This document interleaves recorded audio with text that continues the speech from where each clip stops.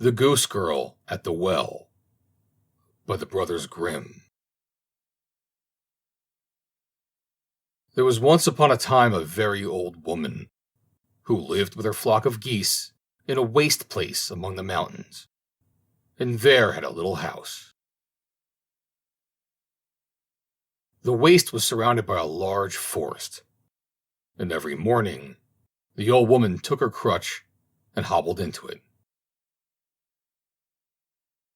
There, however, the dame was quite active, more so than anyone would have thought, considering her age, and collected grass for her geese, picked all the wild fruit she could reach, and carried everything home on her back. Anyone would have thought the heavy load would have weighed her to the ground, but she always brought it safely home. If anyone met her, she greeted him quite courteously. "Good day, dear countryman. It is a fine day." "Ah, you wonder that I should drag grass about. But everyone must take his burden on his back." Nevertheless, people did not like to meet her if they could help it, and took by preference a roundabout way. And when a father and his boys passed her, he whispered to them, "Beware the old woman. She has claws beneath her gloves. She is a witch." One morning, a handsome young man was going through the forest. The sun shone bright. The birds sang. A cool breeze crept through the leaves, and he was full of joy and gladness. He had as yet met no one, when he suddenly perceived the old witch kneeling on the ground, cutting grass with a sickle. She had already thrust a whole load into her cloth, and near it stood 2 baskets, which were filled with wild apples and pears. "But, good little mother," said he, "how canst thou carry all that away?" "I must carry it, dear sir," answered she. "Rich folks' children have no need to do such things. But the peasant folk, the saying goes, don't look behind you. You will see how crooked your back is." "Will you help me?" she said, as he remained standing by her. "You have still a straight back and young legs. It will be a trifle to you. Besides, my house is not so very far from here. It stands there on the heath behind the hill. How soon you will bound up thither." The young man took compassion on the old woman. "My father is certainly no peasant," replied he, "but a rich count. Nevertheless, that you may see that it is not only peasants who carry things, I will take your bundle." "If you will try it," said she, "I shall be very glad." "You will certainly have to walk for an hour, but what will that signify to you? Only, you must carry the apples and pears as well." It now seemed to the young man just a little serious when he heard of an hour's walk. But the old woman would not let him off, packed the bundle on his back, and hung the 2 baskets on his arm. "See, it is quite light," said she. "No, it is not light," answered the count, and pulled a rueful face. "Verily, the bundle weighs as heavily as if it were full of cobblestones, and the apples and pears are as heavy as lead. I can scarcely breathe." He had a mind to put everything down again, but the old woman would not allow it.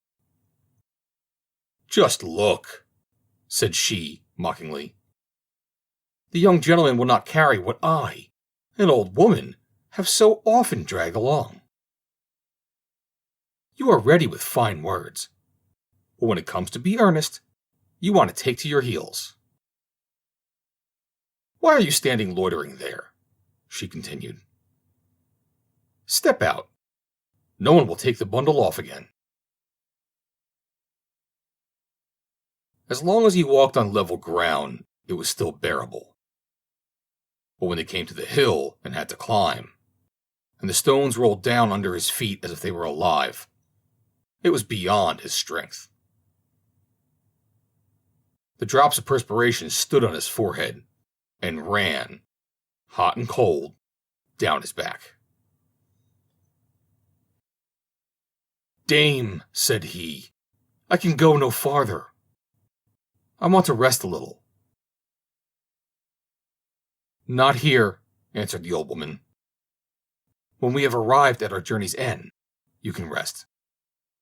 But now you must go forward. Who knows what good it may do you? Old woman, thou art becoming shameless, said the Count, and tried to throw off the bundle, but he labored in vain. It stuck as fast to his back as if it grew there. He turned and twisted, but he could not get rid of it. The old woman laughed at this, and sprang about quite delighted on her crutch. Don't get angry, dear sir, said she. You are growing as red in the face as a turkey cock. Carry your bundle patiently. I will give you a good present when we get home. What could he do? He was obliged to submit to his fate and crawl along patiently behind the old woman. She seemed to grow more and more nimble, and his burden still heavier. All at once she made a spring, jumped onto the bundle, and seated herself on the top of it. And however withered she might be, she was yet heavier than the stoutest country lass. The youth's knees trembled, but when he did not go on, the old woman hit him about the legs with a switch and with stinging nettles. Groaning continually, he climbed the mountain, and at length reached the old woman's house, when he was just about to drop. When the geese perceived the old woman, they flapped their wings, stretched out their necks, ran to meet her, cackling all the while. Behind the flock walked, stick in hand, an old wench, strong and big, but ugly as night. Good mother, said she to the old woman, has anything happened to you? You have stayed away so long. By no means, my dear daughter, answered she. I have met with nothing bad, but on the contrary, with this kind gentleman, who has carried my burden for me. Only think, he even took me on his back when I was tired. The way, too, has not seemed long to us. We have been merry and have been cracking jokes with each other all the time. At last, the old woman slid down, took the bundle off the young man's back, and the baskets from his arm, looked at him quite kindly, and said, Now seat yourself on the bench before the door and rest. You have fairly earned your wages, and they shall not be wanting. Then she said to the Goose Girl, Go into the house, my dear daughter. It is not becoming for thee to be alone with a young gentleman. One must not pour oil onto the fire. He might fall in love with thee. The Count knew not whether to laugh or to cry. Such a sweetheart as that, thought he, could not touch my heart, even if she were 30 years younger. In the meantime, the old woman stoked and fondled her geese, as if they were children, and then went into the house with her daughter. The youth lay down on the bench under a wild apple tree. The air was warm and mild. On all sides stretched a green meadow, which was set with cowslips, wild thyme, and 1,000 other flowers. Through the midst of it rippled a clear brook on which the sun sparkled, and the wild geese went walking backwards and forwards, or paddling in the water. "It is quite delightful here," said he. "But I am so tired that I cannot keep my eyes open. I will sleep a little. If only a gust of wind does not come and blow my legs off my body, for they are as rotten as tinder." When he had slept a little while, the old woman came and shook him till he awoke. "Sit up," said she. "Thou canst not stay here. I have certainly treated thee hardly. Still, it has not cost thee thy life. Of money and land thou hast no need. Here is something else for thee." Thereupon she thrust a little book into his hand, which was cut out of a single emerald. "Take great care of it," she said. "It will bring thee good fortune." The Count sprang up, and as he felt that he was quite fresh and had recovered his vigor, he thanked the old woman for her present, and set off without even once looking back at the beautiful daughter. When he was already some way off, he still heard in the distance the noisy cry of the geese. For 3 days the Count had wandered in the wilderness before he could find his way out. He then reached a large town, and as no one knew him, he was led into the royal palace, where the king and queen were sitting on their throne. The Count fell on one knee, drew the emerald book out of his pocket, and laid it at the queen's feet. She bade him rise and hand her the little book. Hardly, however, had she opened it and looked therein, and she fell as if dead to the ground. The Count was seized by the king's servants and was being led to prison, when the queen opened her eyes and ordered them to release him. And everyone was to go out, as she wished to speak with him in private. When the queen was alone, she began to weep bitterly, and said, "Of what use to me are the splendors and honors with which I am surrounded? Every morning I awake in pain and sorrow. I had 3 daughters, the youngest of whom was so beautiful that the whole world looked on her as a wonder. She was as white as snow, as rosy as apple blossom, and her hair as radiant as sunbeams. When she cried, not tears fell from her eyes, but pearls and jewels only. When she was 15 years old, the king summoned all 3 sisters to come before his throne. He should have seen how all the people gazed when the youngest entered. It was just as if the sun were rising. Then the king spoke. "My daughters, I know not when my last day may arrive. I will today decide what each shall receive at my death. You all love me, but the one of you who loves me best shall fare the best." Each of them said she loved him best. "Can you not express to me," said the king, "how much you do love me? And thus I shall see what you mean." The eldest spoke. "I love my father as dearly as the sweetest sugar." The second, "I love my father as dearly as my prettiest dress." But the youngest was silent.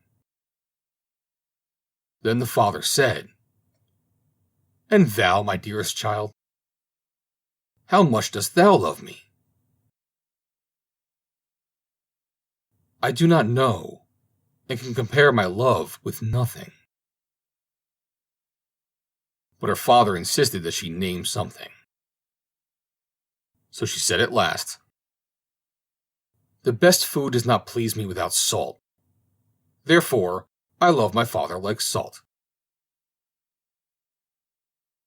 When the king heard that, he fell into a passion, and said, "If thou lovest me like salt, thy love shall also be repaid thee with salt." And he divided the kingdom between the two elder, but caused a sack of salt to be bound on the back of the youngest, and 2 servants had to lead her forth into the wild forest. "We all begged and prayed for her," said the queen, "but the king's anger was not to be appeased. How she cried when she had to leave us! The whole road was strewn with pearls which flowed from her eyes." The king soon afterwards repented of his great severity, and had the whole forest searched for the poor child. But no one could find her. When I think that the wild beasts have devoured her, I know not how to contain myself for sorrow.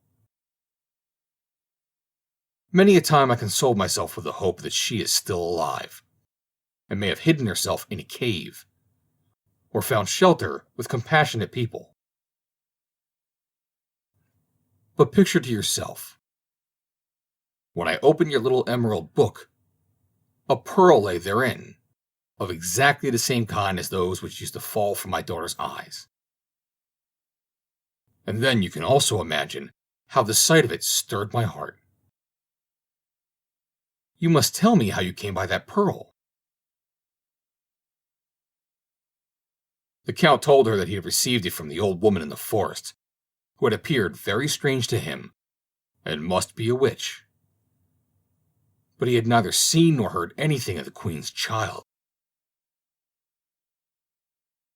The king and the queen resolved to seek out the old woman. They thought that there, where the pearl had been, they would obtain news of their daughter.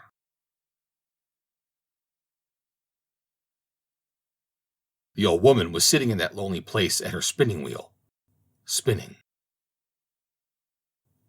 It was already dusk, and a log which was burning on the hearth gave a scanty light. All at once there was a noise outside. The geese were coming home from the pasture and uttering their hoarse cries. Soon afterwards, the daughter also entered. But the old woman scarcely thanked her, and only shook her head a little. The daughter sat down beside her, took her spinning wheel, and twisted the threads as nimbly as a young girl. Thus they both sat for 2 hours, and exchanged never a word. At last, something rustled at the window, and 2 fiery eyes peered in. It was an old night owl, which cried, "Oohoo!" 3 times. The old woman looked up just a little. Then she said, "Now, my little daughter, it is time for thee to go out and do thy work." She rose and went out. And where did she go? Over the meadows, ever onward into the valley. At last she came to a well, with 3 old oak trees standing beside it. Meanwhile, the moon had risen large and round over the mountain, and it was so light that one could have found a needle.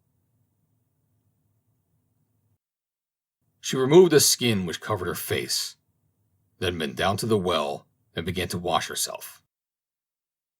When she had finished, she dipped the skin also in the water, and then laid it on the meadow so that it would bleach in the moonlight and dry again.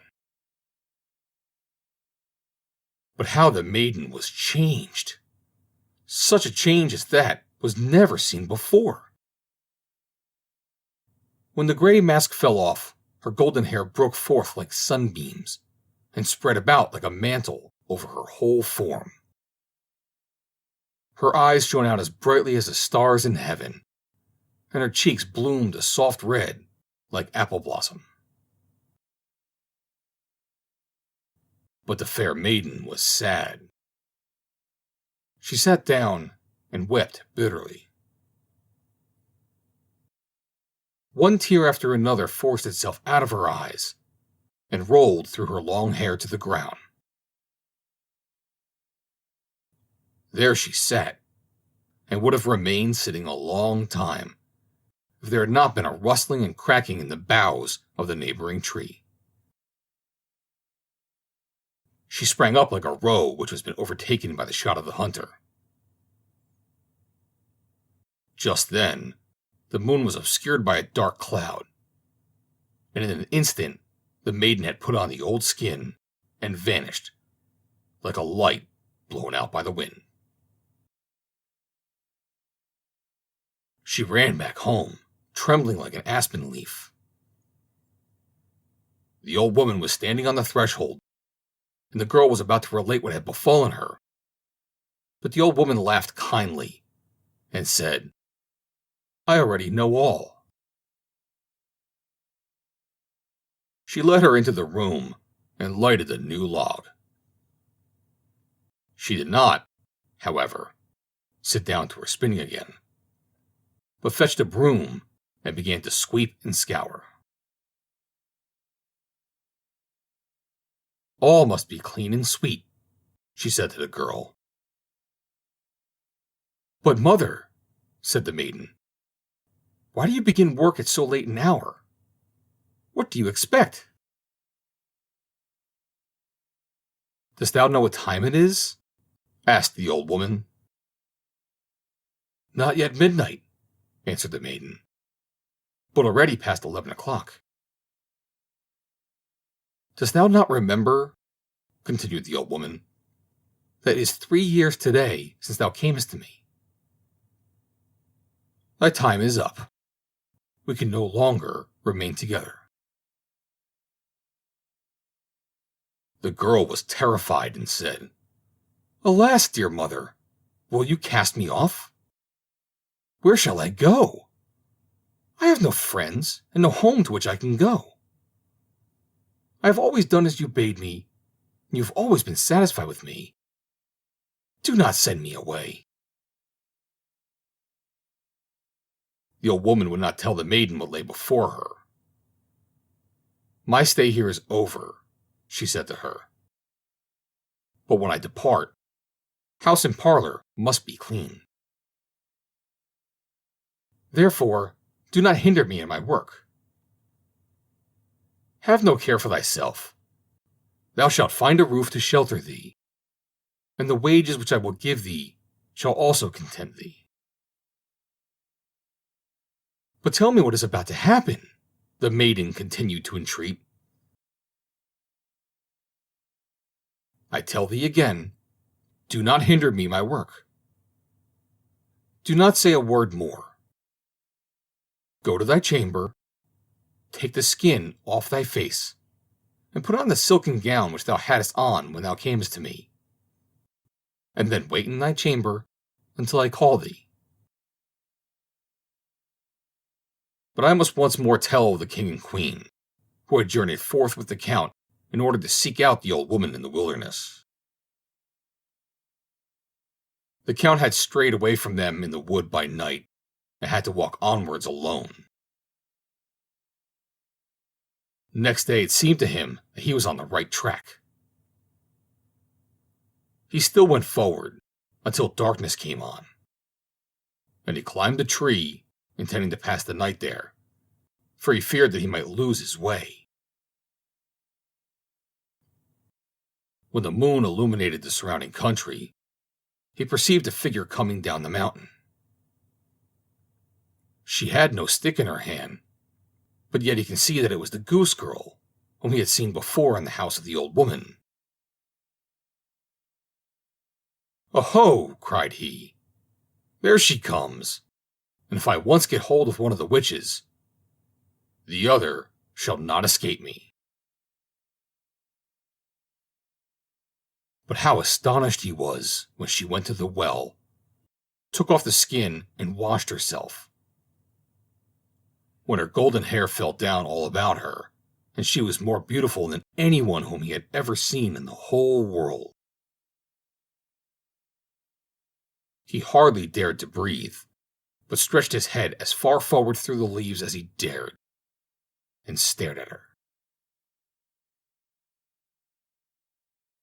Either he bent over too far, or whatever the cause might be, the bough suddenly cracked, and at that very moment the maiden slipped into the skin, sprang away like a roe, and as the moon was suddenly covered, disappeared from his eyes.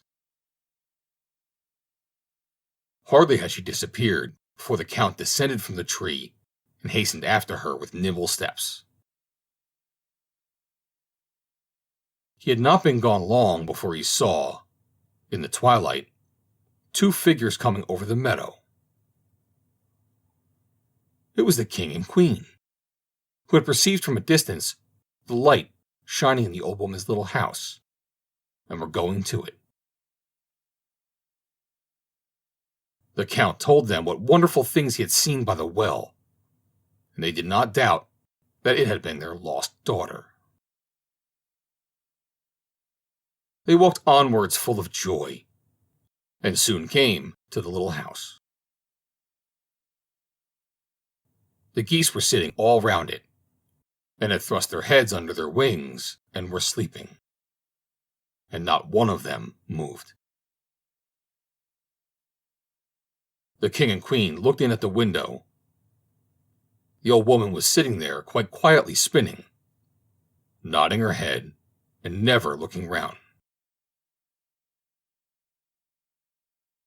The room was perfectly clean, as if the little mist men, who carry no dust on their feet, lived there. Their daughter, however, they did not see. They gazed at all this for a long time. At last they took heart and knocked softly at the window. The old woman appeared to have been expecting them. She rose and called out quite kindly, "Come in. I know you already." When they had entered the room, the old woman said, "You might have spared yourself the long walk, if you had not, 3 years ago, unjustly driven away your child, who was so good and lovable. No harm has come to her. For 3 years she has had to tend the geese. With them she has learnt no evil, but has preserved her purity of heart. You, however, have been sufficiently punished by the misery in which you have lived." Then she went to the chamber and called, "Come out, my little daughter." Thereupon the door opened, and the princess stepped out in her silken garments, with her golden hair and her shining eyes, and it was as if an angel from heaven had entered. She went up to her father and mother, fell on their necks, and kissed them. There was no help for it. They all had to weep for joy. The young count stood near them, and when she perceived him, she became as red in the face as a moss rose. She herself did not know why. The king said, "My dear child, I have given away my kingdom. What shall I give thee?" "She needs nothing," said the old woman. "I give her the tears that she has wept on your account. They are precious pearls, finer than those that are found in the sea, and worth more than your whole kingdom." and I'd give her my little house as payment for her services. When the old woman had said that, she disappeared from their sight. The walls rattled a little, and when the king and queen looked round, the little house had changed into a splendid palace. A royal table had been spread, and the servants were running hither and thither. The story goes still further, but my grandmother, who related it to me, had partly lost her memory, and had forgotten the rest. I shall always believe that the beautiful princess married the count, and that they remained together in the palace, and lived there in all happiness, so long as God willed it. Whether the snow-white geese, which were kept near the little hut, were verily young maidens, no one need take offense, whom the old woman had taken under her protection, and whether they now received their human form again, and stayed as handmaids to the young queen, I do not exactly know, but I suspect it. This much is certain, that the old woman was no witch, as people thought, but a wise woman who meant well. Very likely it was she who, at the princess's birth, gave her the gift of weeping pearls instead of tears. This does not happen nowadays, or else the poor would soon become rich. The End.